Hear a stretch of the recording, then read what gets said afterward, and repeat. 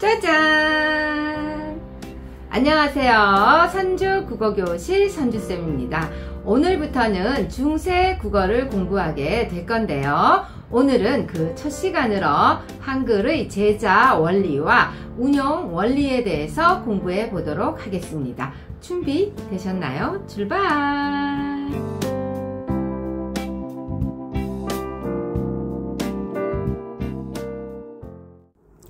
중세 국어를 공부하기 위해서는 먼저 훈민정음에 대해서 알아야 되겠죠. 훈민정음은 누가 만드셨어요? 그렇죠. 우리 세종대왕께서 만드셨는데요.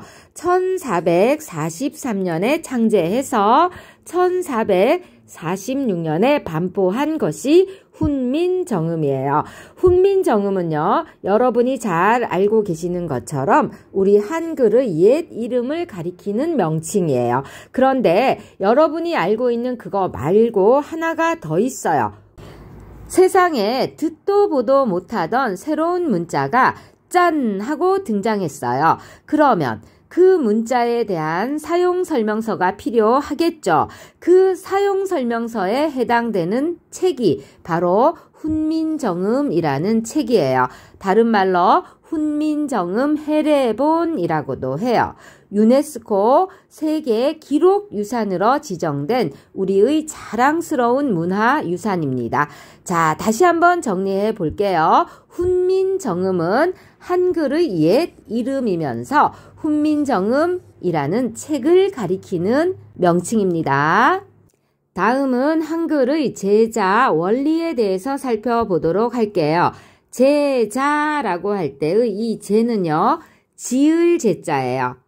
그럼 한글의 제자 원리는 한글이 만들어진, 지어진 원리가 되겠죠. 한글은요, 자음자든 모음자든 둘 다 기본자의 제자 원리는 상형이에요. 상형이 무슨 뜻인지 잘 알고 계시죠? 모습이나 모양을 본뜬 것을 상형이라고 하는데요. 한글은 자음자도 모음자도 모두 상형의 원리에 따라서 기본자가 만들어집니다. 먼저 자음자의 제자 원리부터 볼게요. 자음자는요, 우리의 발음기관의 모습을 본떴어요. 아, 설, 순, 치, 후라는 5개의 발음기관의 모습을 본떴는데요. 아는 어금니 아자입니다.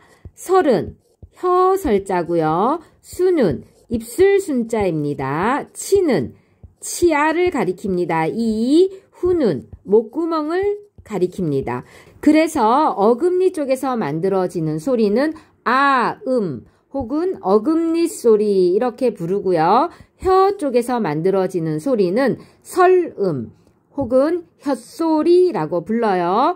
입술 쪽에서 만들어지는 소리는 순음 혹은 입술소리, 이 쪽에서 만들어지는 소리는 치음 혹은 입소리라고 부르고요. 목구멍 쪽에서 만들어지는 소리는 후음 혹은 목구멍 소리 이렇게 부릅니다.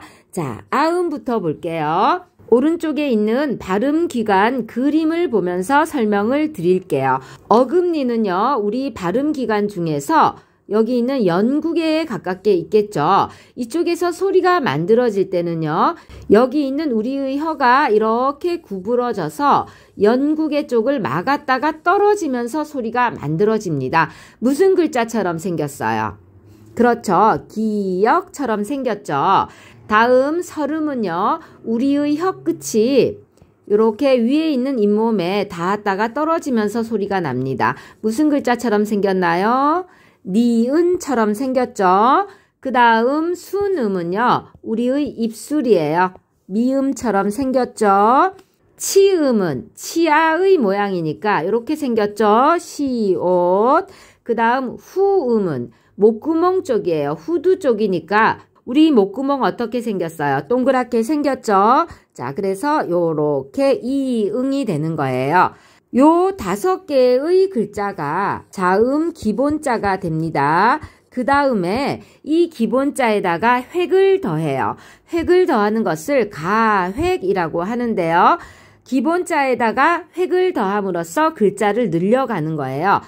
기역에다가 획을 하나 더 더해볼게요. 뭐가 만들어져요? 키읔이 만들어지죠. 니은에다가도 획을 한번 더해볼게요. 자, 이렇게 뭐가 되나요? 디귿이 되죠. 다음은 디귿에다가 획을 한번 더 더해볼게요. 이렇게 뭐가 만들어졌어요? 티읒이 되죠. 자, 이제 미음에다가 획을 더해볼게요. 위로 이렇게 획을 더하면 무슨 글자가 만들어졌어요?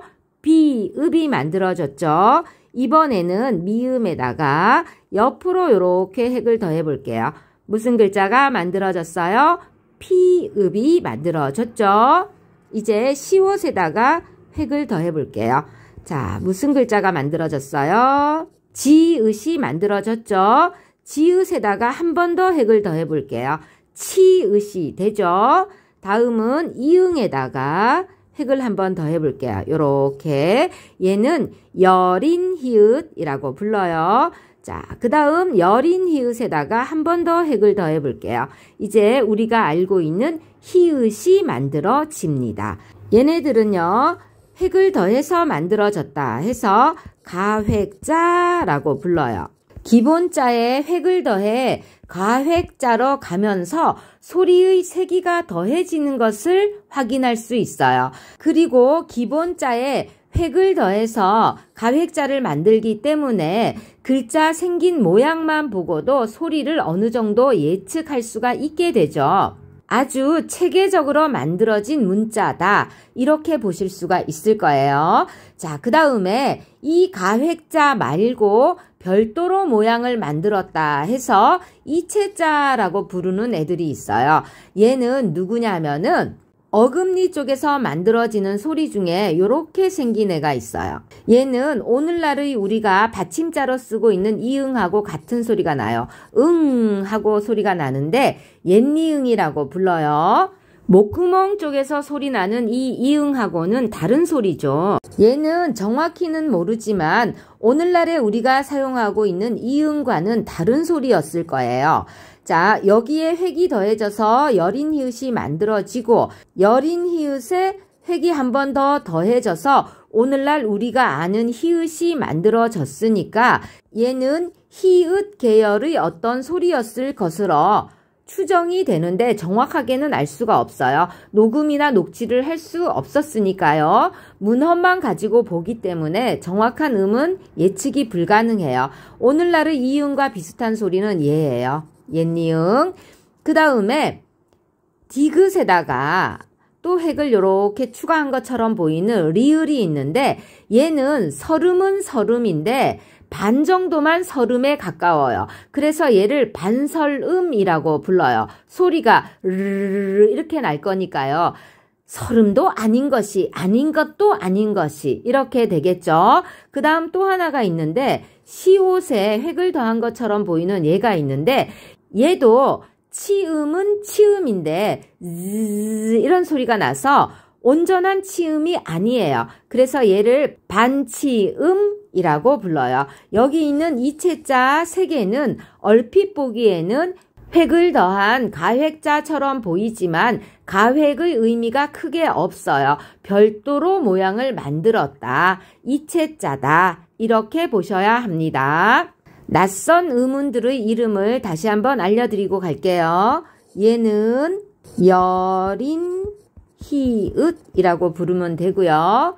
얘는 옛 이응이라고 부르면 돼요. 얘는 반치음이라고 부르면 됩니다. 자, 정리를 하면 자음자는 기본자가 뭐였어요? 상형의 원리였어요. 그 다음에 가획의 원리에 따라 글자를 늘려갔습니다. 다음은 모음자의 제자 원리를 살펴보겠습니다. 모음자도 기본 제자 원리는 상형입니다. 상형에서부터 출발을 합니다. 자음자가 발음기관의 모양을 본떴다면 모음자는 천, 지, 인, 삼재의 모양을 본떴어요. 천은 하늘을 가리키는데요. 하늘은 둥글죠. 그래서 이렇게 아래아가 하늘을 본뜬 모양이 되고요. 지는요. 땅이에요. 땅은 어떻게 생겼어요? 이렇게 생겼죠. 그 다음에 이는 사람이에요. 이렇게 생겼죠. 자, 여기까지가 모음 기본자가 되고요. 천지인 삼재의 모양을 본떠서 만들었습니다. 자음자가 발음기관의 모양을 본뜬 다음에 가획의 원리에 따라서 글자를 늘려갔다면 모음자는 합성의 원리에 따라서 글자를 늘려갑니다. 1차 합성부터 해볼게요. 모음 위에 아래아가 있는 경우, 모음 아래에 아래아가 있는 경우, 이 모음 오른쪽에 아래아가 있는 경우, 이 모음 왼쪽에 아래아가 있는 경우, 이렇게 1차적으로 합성이 일어나는데 요 1차 합성 같은 경우에는 합성을 해서 처음 나온 글자다, 이런 의미에서 초출자라고 부릅니다. 다음 2차 합성은요, 초출자에 아래아가 한 번씩 더 붙어서 이렇게 만들어지는 글자들 있죠. 얘네들을 우리가 2차 합성자라고 불러요.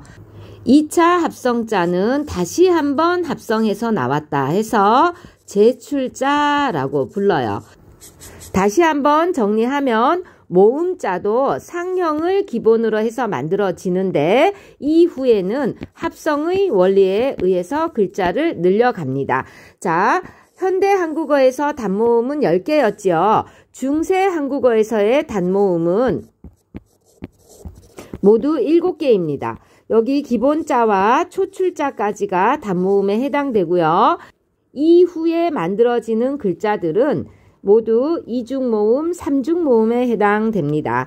자, 지금 보면 제출자까지 모음자가 모두 몇 개 만들어졌어요? 11개 만들어졌죠. 자음자는 17개였죠. 세종대왕이 그랬죠. 새로 28자를 맹가노니. 자, 어때요? 28자 만들어졌죠? 여기서 잠깐 서비스 하나 드릴게요. 우리가 공부를 하다 보면 모음 조화를 잘 지켰느니, 지키지 않았느니 하는 표현들을 듣게 되는데요. 모음 조화가 뭐냐? 양성모음은 양성모음끼리, 음성모음은 음성모음끼리, 끼리끼리 모이려고 하는 성질이 있는데 그것을 모음조화라고 불러요. 그럼 양성모음은 뭐고 음성모음은 뭐냐? 양성모음은 X축을 기준으로 했을 때 위쪽이 양수고 아래쪽이 음수죠. 음모음을 기준으로 했을 때 아래아가 위쪽에 있으면 양성모음이고요. 아래아가 아래쪽에 있으면 음성모음이 되는 거예요. 그 다음 Y축을 기준으로 했을 때도 오른쪽이 양수고 왼쪽이 음수죠. 이 모음을 기준으로 했을 때 아래아가 오른쪽에 있으면 양성모음, 이 모음을 기준으로 했을 때 아래아가 왼쪽에 있으면 음성모음이 되는 거예요. 양성모음은 밝고 가볍고 경쾌한 느낌을 주죠. 반대로 음성모음은 무겁고 어둡고 둔탁한 느낌을 줍니다. 엄마 오리가 연못 위에 떠 있을 때는 둥둥 떠 있습니다. 아기 오리가 연못 위에 떠 있을 때는 동동 떠 있죠. 둥둥과 동동 중 어떤 말이 더 가볍고 경쾌한가요? 동동이 더 가볍고 경쾌하죠. 양성모음은 양성모음끼리 모였죠. 또 둥둥은 음성모음과 음성모음이 만났죠. 다른 예를 한번 더 볼까요? 큰 돌을 연못에 던지면 어떤 소리가 나요? 풍덩 하고 소리가 나죠. 반대로 작은 조약돌을 연못에 던지면 퐁당 하고 소리가 나죠.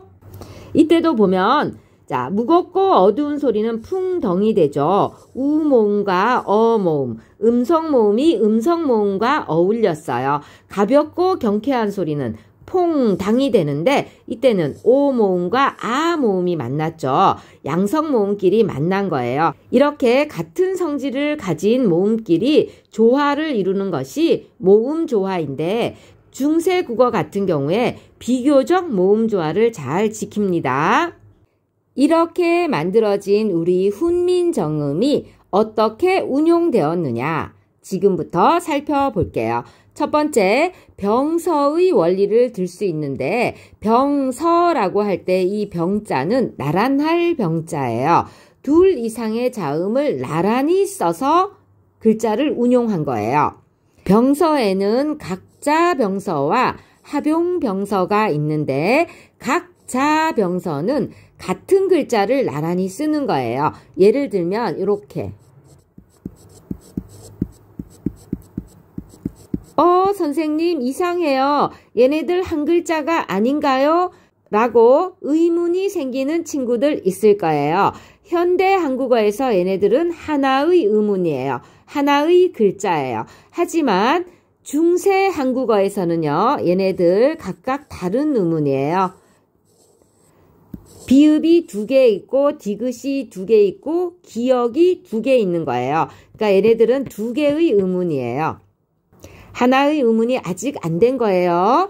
합용병서는 뭐냐? 다른 글자를 합해서 나란히 쓰는 거예요.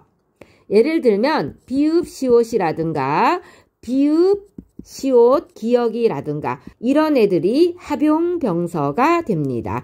그 다음 원리는 연서의 원리가 있는데요. 연서라고 할 때 이 연은 이을 연자예요. 둘 이상의 자음을 이어서 쓰는 거예요. 중세 한국어에서는 글자를 세로로 내려 쓰는 것을 기본으로 하거든요. 그래서 세로로 이어 쓰는 게 연서인데요. 예를 들면 비음 밑에 이응을 내려 쓰면 이렇게 되고요. 미음 밑에 이응을 내려 쓰고 피음 밑에 이응을 내려 쓰고 이런 글자들 보신 적 있을 거예요. 못 보셨다면 이제부터 보게 될 거예요.